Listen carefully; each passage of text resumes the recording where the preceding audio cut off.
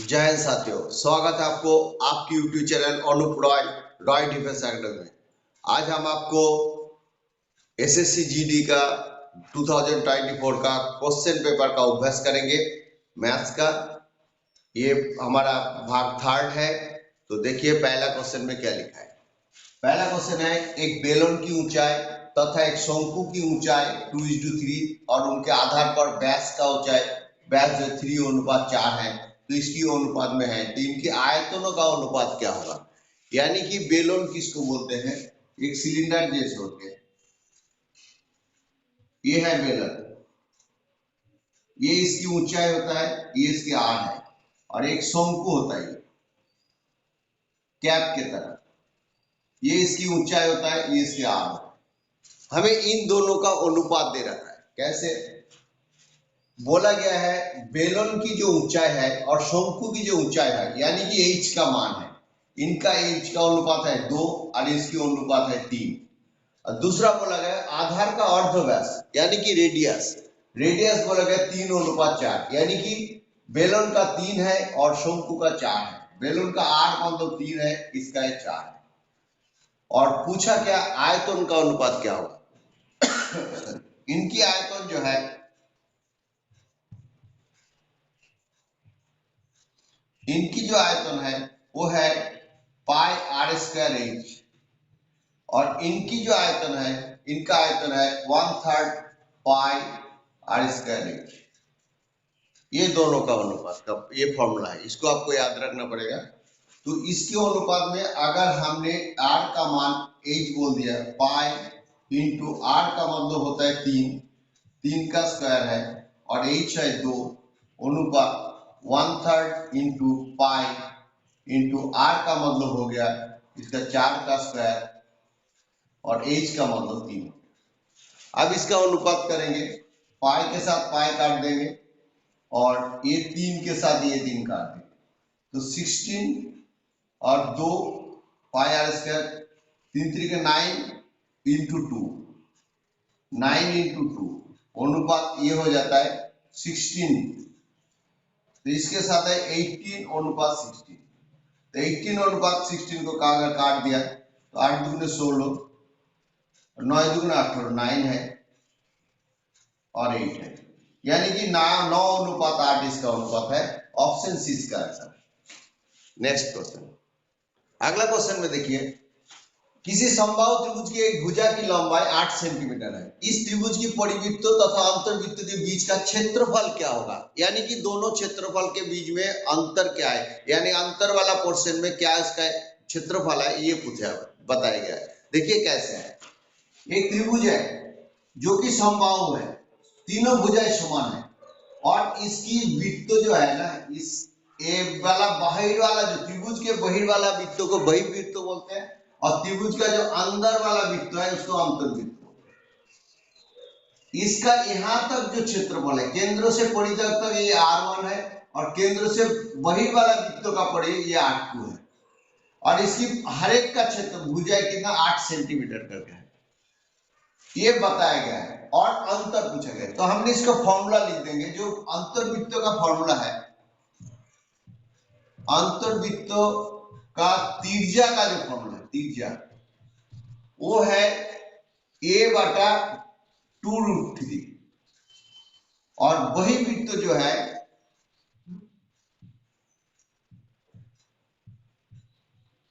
का त्रिज्या है वो a/√3। तो हम इसको वृत्त का जो क्षेत्रफल है, वृत्तों का जो क्षेत्रफल है,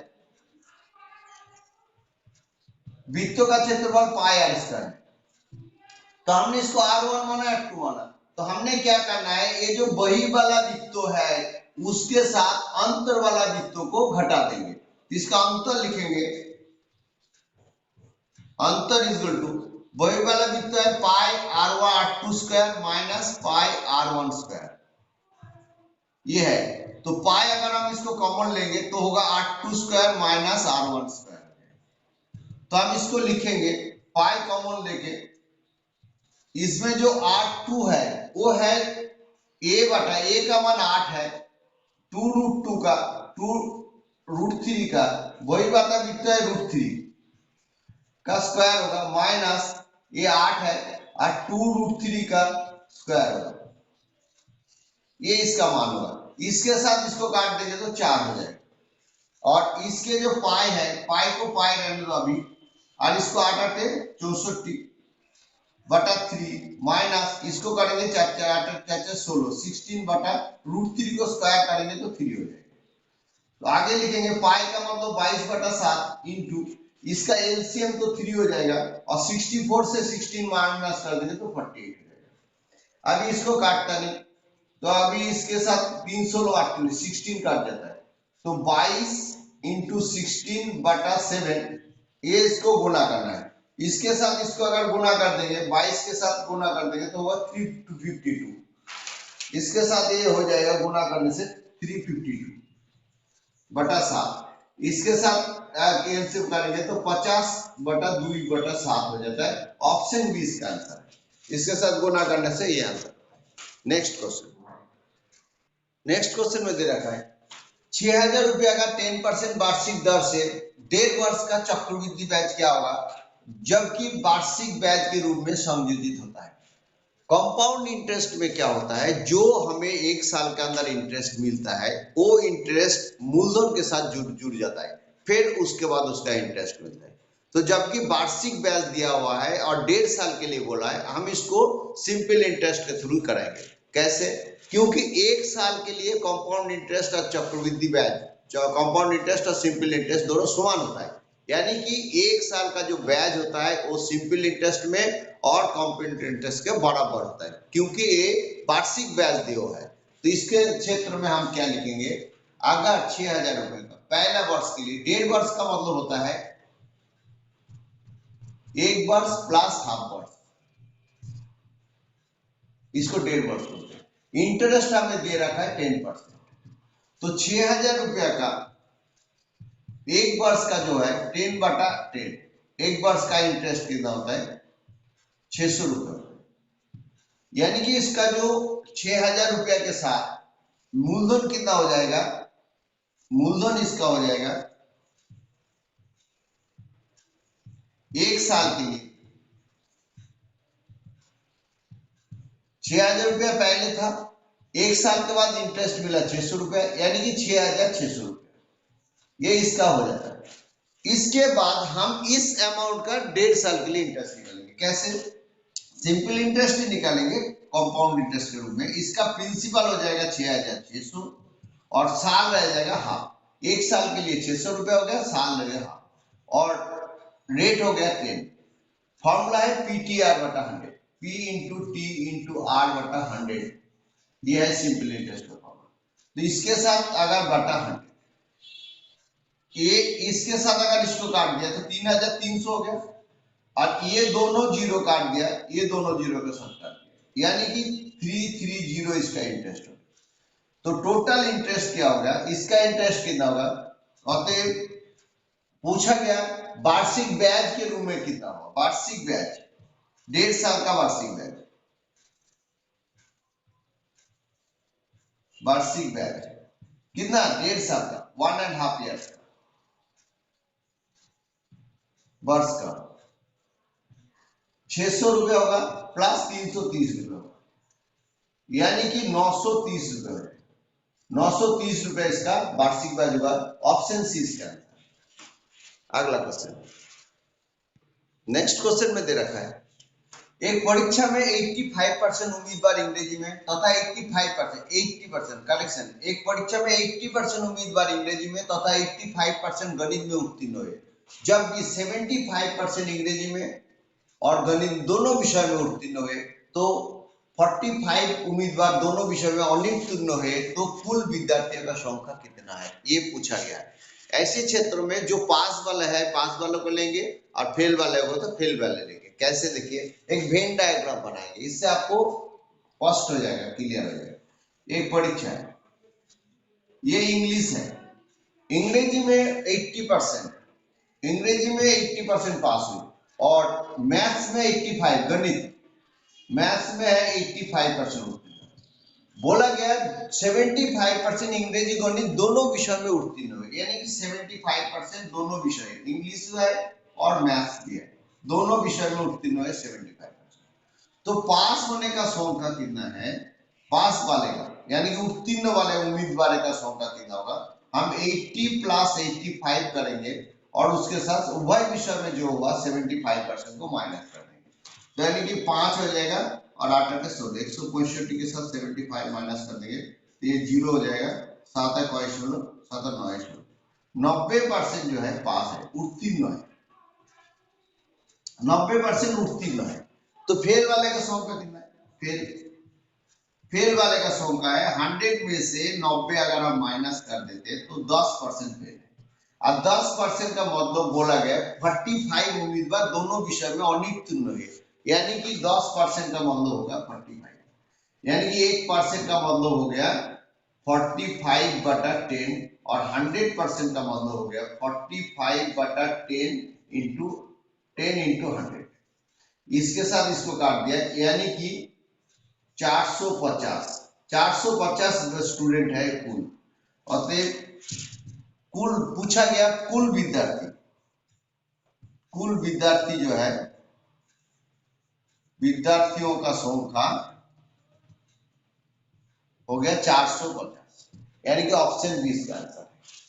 नेक्स्ट क्वेश्चन, अगला क्वेश्चन में देखिए, क्वेश्चन दे रखा है किसी वृत्त का परिधि में 4 पाई और से 8 पाई हो जाता है तो इसके क्षेत्रफल में क्या परिवर्तन होगा, अगर परिधि का परिवर्तन हुआ तो क्षेत्रफल में क्या परिवर्तन होगा, यानी कि ये जो परिधि है, परिधि मतलब सर्कल है, एक वृत्त है, इसका ये जो बाहर वाला पोर्शन है इसको परिधि बोलता है या परिसीमा बोलता है। परिसीमा में क्या होगा, पहले है और ये बाद में है। पहले परिसीमा क्या था 4R, बाद में क्या होगा 8R। और परिसीमा या परिधि का फॉर्मूला क्या है, परिधि का फॉर्मूला है 2πr, परिधि का फॉर्मूला 2πr, और 2πr बराबर अगर 4R है यानी कि 2 के साथ इसको काट दिया तो 2 हो गया, पाई पाई काट दिया तो r इक्वल टू हो गया 2, और ये भी 2πr परिधि का फॉर्मूला है, बराबर अगर 8 पाई है तो पाई पाई काट दिया, इसके साथ इसको कर दिया 4 हो गया, तो r का बराबर हो गया 4। तो अभी हम इसका क्षेत्रफल में क्या परिवर्तन होगा, ये जो है क्षेत्रफल में क्या परिवर्तन होगा,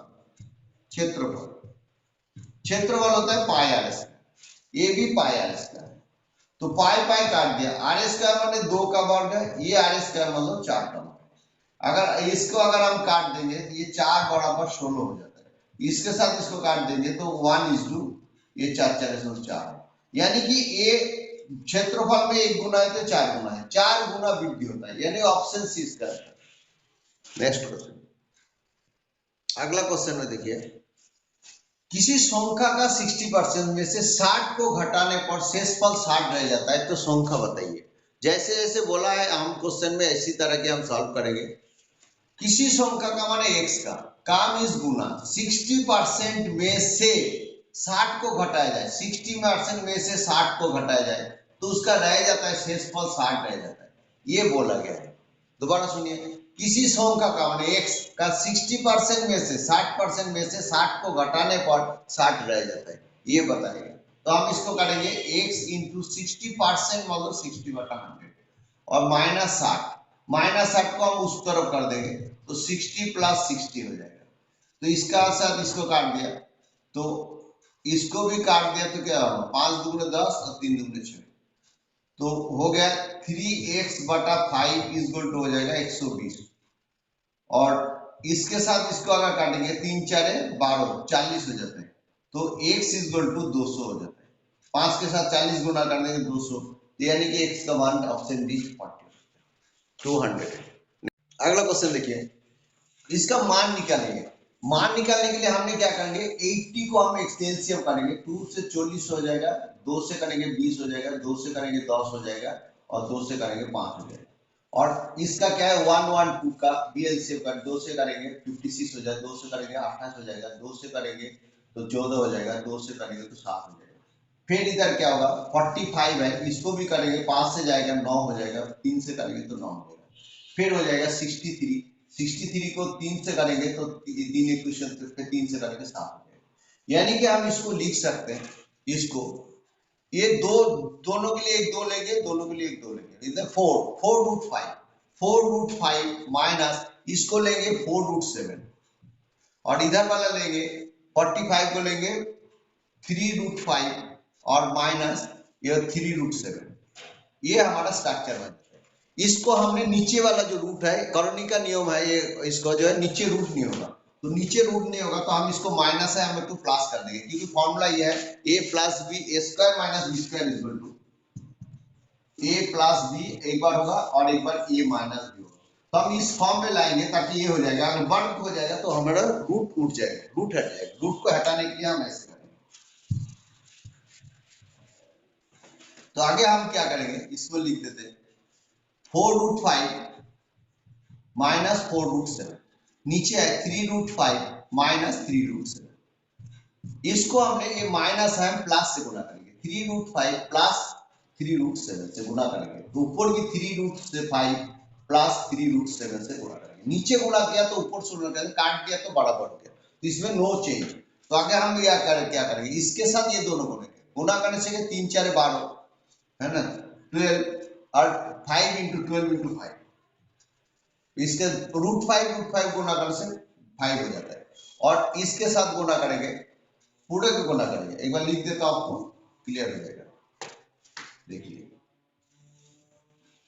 4 रूट 5 इंटू ये पूरे को गुना करेंगे 3 रूट 5 प्लस 3 रूट 7, ये माइनस है तो हम माइनस रखेंगे, रहेगा 4 रूट 7, पूरे को गुना करेंगे 3 रूट 5 प्लस 3 रूट 7, इसको गुना करेंगे। नीचे क्या हो जाएगा, इनका वर्ग हो जाएगा, 3 का वर्ग हो जाएगा, 3 रूट 5 का स्क्वायर हो जाएगा, माइनस 3 रूट 7 का भी वर्ग हो जाएगा। आगे देखते हैं क्या है, इसके साथ गुना करेंगे 3 3 के 9 9 इंटू 5 हो जाएगा, और इसके साथ गुना करेंगे माइनस 3 3 के 9 इंटू 7 हो जाएगा, और ऊपर भी क्या है, ये 3 है तो 3 4 12 3 4 12 और रूट 5 इंटू 5 प्लस 3 4 12 और रूट 5 7 35, और ये माइनस 3 4 12 और रूट 35 और प्लस 3 4 प्लस से प्लस ये ब्रैकेट उठ जाएगा तो ये माइनस हो जाएगा, ये हो जाएगा माइनस, तो इसका हो जाएगा 3 4 12 और इंटू 7 7 बनो 84, यानी कि हम इसको करेंगे क्या, ये दोनों काट जाता है, काट देने के बाद क्या हो जाता है, यहाँ पर अगर हमने नीचे 9 कॉमन ले लिया तो 5 माइनस 7 हो गया, और इधर रह जाता है 12 कॉमन ले लिया तो 5 माइनस 7 हो जाता है। ये देखिए 12 इंटू 5 और 12 इंटू 7, इसको कॉमन ले लिया, ये दोनों काट गया तो 12 बटा 9 हो गया, इसको काटेंगे 3 3 के 9 3 4 12, यानी कि 4 बटा 3, 4 बटा 1 पूर्ण 1 के 3, इसका आंसर है ऑप्शन सी इसका आंसर। इसको थोड़ा ध्यान से करना पड़ेगा, आपका हो जाएगा। नेक्स्ट क्वेश्चन, नेक्स्ट में दे रखा है 100 में से कौन सी सबसे छोटी संख्या जोड़ी जाए ताकि योग इसका 45 से पूरी तरह से विभाजित हो जाए। तो हम देखेंगे 100 में से भागी करके देख लेते हैं, 1000 में से, करेक्शन 1000 में से, 1000 में से अगर हम 45 भाग कर दिया तो 2 निकाल देंगे 90 हो जाएगा, 10 बैलेंस रह जाएगा, 0 ले लेंगे, फिर 2 देंगे, फिर 90 हो जाएगा, बैलेंस रह जाएगा 10। अभी 10 तो 45 से नहीं भाग होता है, तो इसके साथ क्या जोड़ा जाएगा, तो अगर और 35 जोड़ देंगे तो अभी 45 होगा, यानी कि 35 एक संख्या अगर हम 10 में जोड़ देंगे तो 45 से पूर्ण विभाजित हो जाए, ऑप्शन ए इसका। अगला क्वेश्चन, नेक्स्ट क्वेश्चन में दे रखा है किसी आयताकार का मेज की ऊपरी सतह का परिमाप 28 मीटर है और उसका क्षेत्रफल 48 मीटर का है, तो मेज की कर्णवत लंबाई क्या होगा। यानी कि एक आयताकार दे रखा है, रेक्टेंगुलर आयताकार वो होता है जिसका लंबाई दोनों भुजाएं बराबर होता है, यानी कि चौड़ाई चौड़ाई बराबर होगा और लंबाई लंबाई बराबर समान होगा। इनका बोला गया ये जो कर्ण है ना, कर्ण, इसकी लंबाई कितना ये पूछा गया, तो यानी कि हमें दे रखा है दोनों, एक दिया है परिमाप, परिमाप का मतलब दिया है 28 मीटर, और परिमाप का मतलब होता है 2 इंटू एल प्लस बी, इसका फॉर्मूला इक्वल टू 28, यानी कि इसके साथ इसको काट दिया तो 14, यानी कि एल प्लस बी लंबाई और चौड़ाई जो है 14 मीटर, और इसकी क्षेत्रफल, क्षेत्रफल होता है ये लंबाई होता है ये चौड़ाई होता है, तो क्षेत्रफल होता है एल इंटू बी, इसका माप दे रखा है 48 metre square, L into B. तो हमें ये देखना पड़ेगा जे इसकी लंबाई एल प्लस बी 14 है और एल इंटू बी 48 है, यानी कि ऐसा कोई चौका है 48 को गुना करना है ताकि इसका लंबाई चौड़ाई मिल जाएगा। अगर हम 48 को 6 इंटू 8 से गुना करेंगे तो 6 8 48, यानी कि इसको अगर जोड़ेंगे 6 के साथ, इसको अगर 8 बनेंगे, इसको 6 बनेंगे, जोड़ने से 14 हो जाता है और गुना करने से भी अगर 6 इंटू 8 इंटू 6 करेंगे तो गुना करने से भी 48 है। तो ये संख्या हमें मिल गया, एक को 8 मानेंगे, एक को 6 मानेंगे। तो पूछा गया तो इसका कर्णबद्ध लंबाई क्या है? कर्ण का मतलब होता है, कर्ण मतलब ए बी अगर सी मानेंगे, ए सी स्क्वायर इक्वल होता है root over A B square plus B C square, A B square plus B C square, ये कर्ण का फॉर्मूला है। यानी कि 8 का वर्ग प्लस 6 का वर्ग, इसका हम करेंगे 8 का वर्ग 64 प्लस 6 का वर्ग 36, यानी कि इसको होगा root over 100 equal to root over 100 मतलब 10 का वर्ग, 10 इंटू 10, रूट हट जाएगा 10 सेंटीमीटर, कर्ण का लंबाई 10 सेंटीमीटर है, यानी कि ऑप्शन बी इसका 10 मीटर है, मीटर है। मुझे उम्मीद है जितना भी मैंने 10 क्वेश्चन कराया तो एसएससी जीडी आने वाले के लिए बहुत ही इंपॉर्टेंट क्वेश्चन था। अगर मेरे वीडियो अच्छा लगता है लाइक करना, शेयर करना, सब्सक्राइब भी कर लेना। Thank you and have a nice day. मिलते हैं अगले वीडियो के साथ, बड़े जोश के साथ पढ़ते रहना, कामयाबी हमेशा हासिल होगा। Thank you and have a nice day.